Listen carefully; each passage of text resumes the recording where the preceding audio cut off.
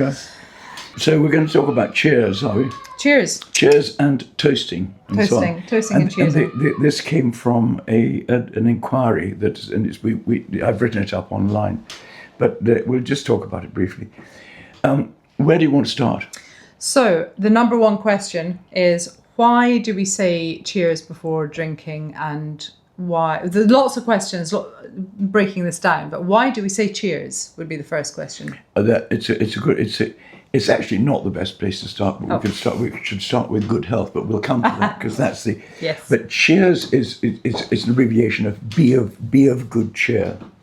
It comes from an Old English word, cher, which comes from an Old French word, which is similar. And that comes from a Latin word, apparently. I've been doing my research. You have indeed. Very impressed. Gone into the Latin. Which means cara, a face. And so it's all to do with face and merry face and good happy face.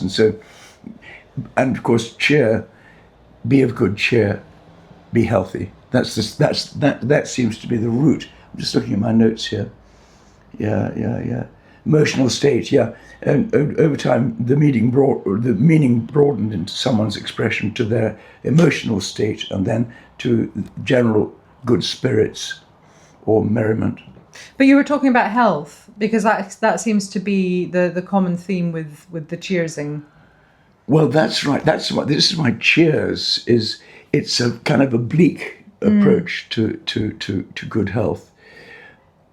From way back, and in many, many languages, the toast is health or good health. In Gaelic, we've got sláinte, and then to which the official reply is sláinte mhór, which means good health, or even sláinte mhar. No, I got it the wrong way around. Sláinte mhar, good health. Sláinte mhór, great health, But then you've got santé, you've got salut and salute, and you've got gesundheit. This is French, Spanish, German, and nazdrovia in Russian, nazdroví in Polish. All this is health. That cuts us off, so we're back.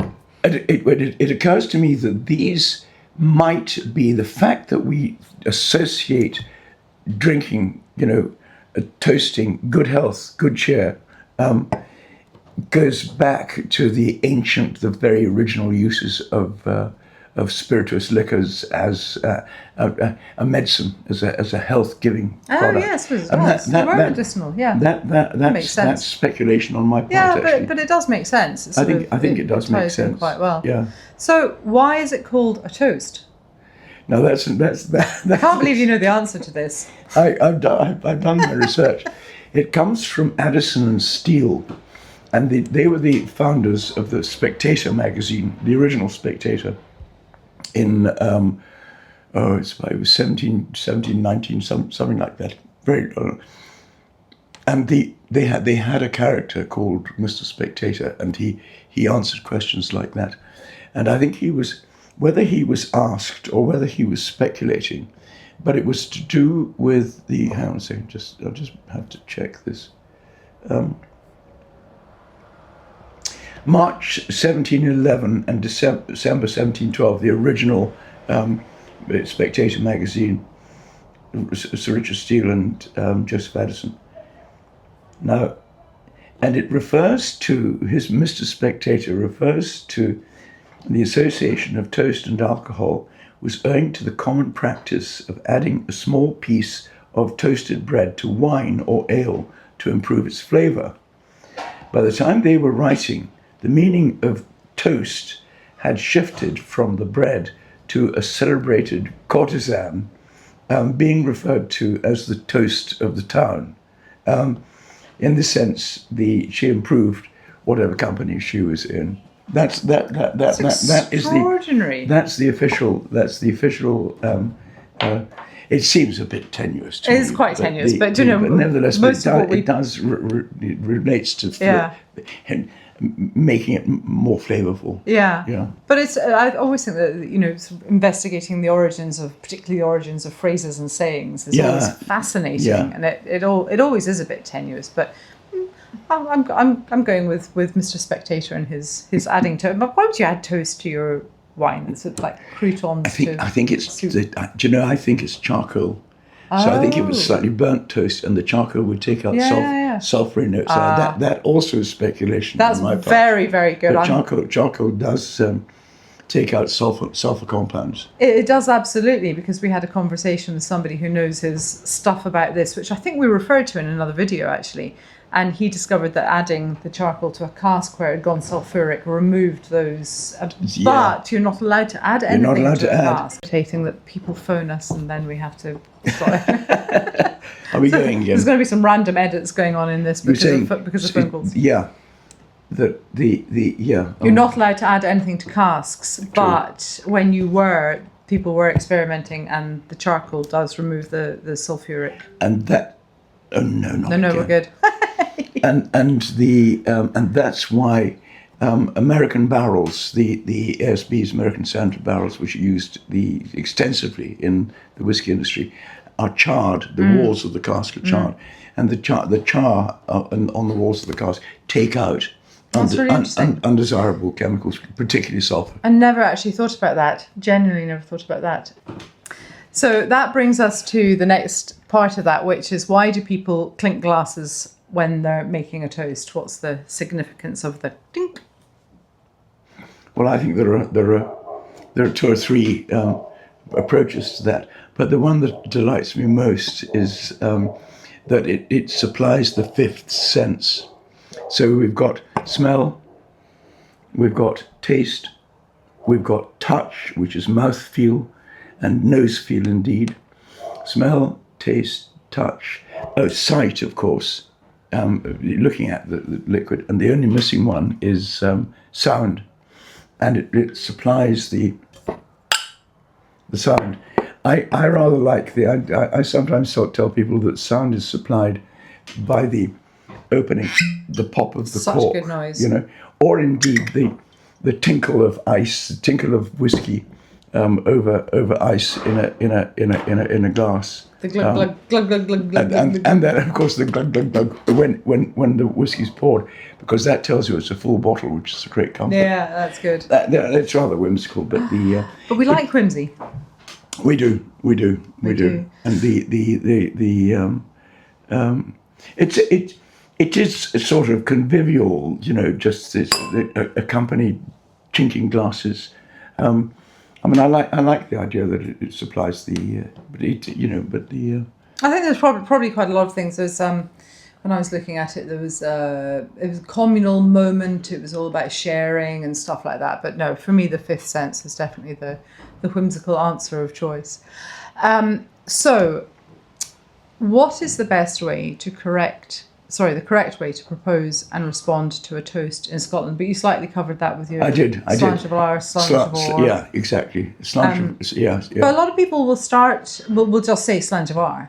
Yeah, that's fine. We don't care. But that would be the correct should be sláinte, and then sláinte of Iar reply, and then if you want to have another reply, you say sláinte of Iar. Absolutely. That's my understanding anyway. Yeah, no, I like that, and that's really good.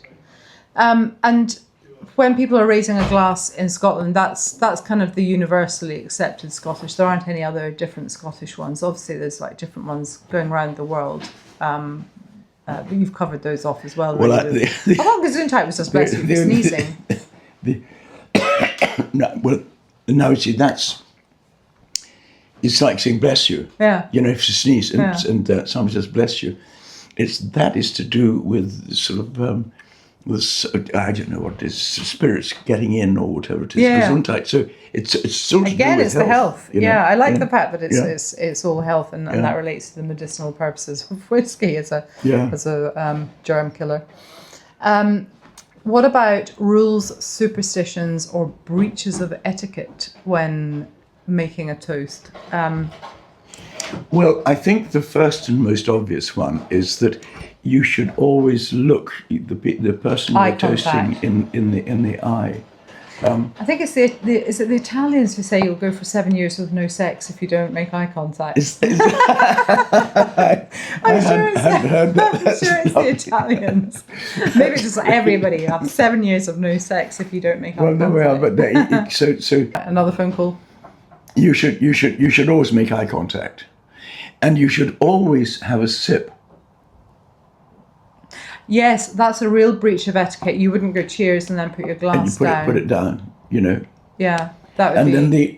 then the what in Scotland in the 18th and well mainly in the 18th century, early 19th century, it was customary to drink the health of the king at certain times. And the Jacobites, the supporters of the Stuart cause, the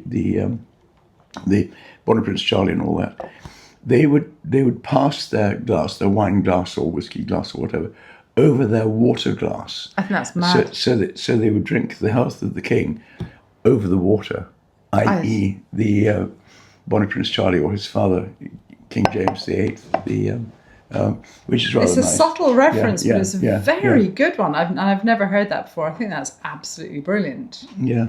Yeah, I really love that. So do we have any other closing facts on? When would you?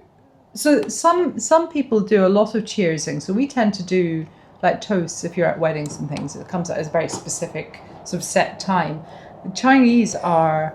They're just like, I was in China in January, as you know, and it's like, and you've been to China loads of times, and it's like every 2 minutes it's another cheers, it's another cheers, it's another That's cheers, right. another cheers. They're good at the eye contact too. Now, Get Nigel. Campé. Now, is that health? I wonder. Oh, I bet it is. But you don't take a drink without saying campé, and then you drain it. Oh, and yeah, it's You know, and it's small measures. tiny, but quite powerful. But it builds up. And then there's a sort of again, it's the etiquette of going like putting your glass quite low down, which Oh, that's right. I think is isn't like it? a deferential thing, isn't it? If you know my glass is lower than your glass because I am you are Until you're on the floor. until you're on the possibly. floor. Well, from all the bloody Baijiu you've drunk apart from anything. Yeah. No, that's really interesting. I like the whole sort of etiquette surrounding the customs. Yes.